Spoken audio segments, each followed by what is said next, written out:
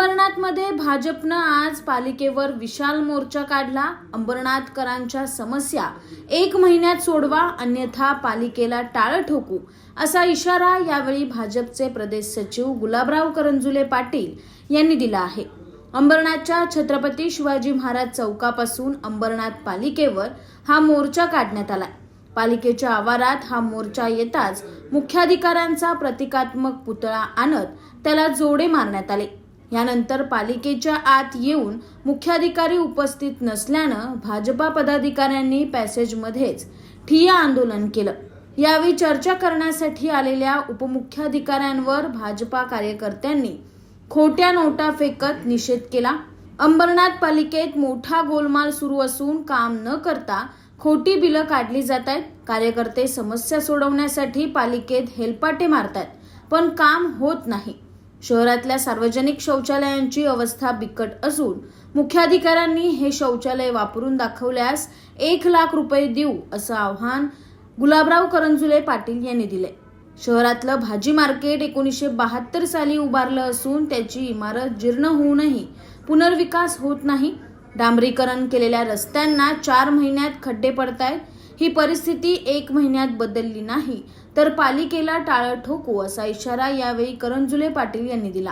केंद्रात सत्ता आमची आहे, महाराष्ट्रात सत्ता आमची आहे, परंतु अंबरनाथ नगरमध्ये चाललेला जो गोलमाल आहे आणि त्या गोलमालसाठी अंबरनाथमधल्या तिन्ही मंडळातर्फे हा मोर्चाचं आयोजन करण्यात आलं होतं। अनेक वर्षापासून, अनेक महिन्यापासून कार्यकर्ते आपले हेलपाटे घालतात। या नगरपालिकेमध्ये अशी वरड आहे की बोगस बिलं काढली जातात, कामं न करता बिलं काढली जातात, जनतेचा पैशाचा गैरवापर केला जातो।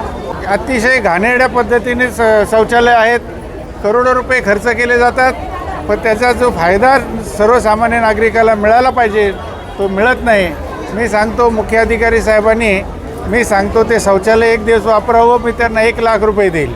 भाजी मार्केटचा प्रश्न आहे, 1972 साली हे भाजी मार्केट बांधलेलं आहे।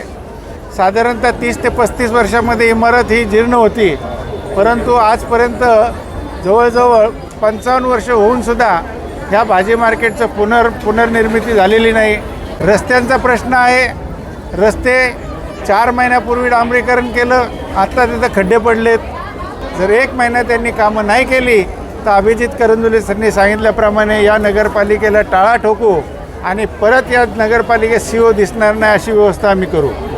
या मोर्चाला भाजपचे नेते शशिकांत कांबळे, नंदू परब, अभिजित करंजुले पाटील, विश्वजित करंजुले पाटील, प्रजेश तेलंगे, लक्ष्मण पंत, भाजपचे सर्व माजी नगरसेवक, पदाधिकारी आणि कार्यकर्ते मोठ्या संख्येने उपस्थित होते। Bureau report, AB fast news, Ambernath.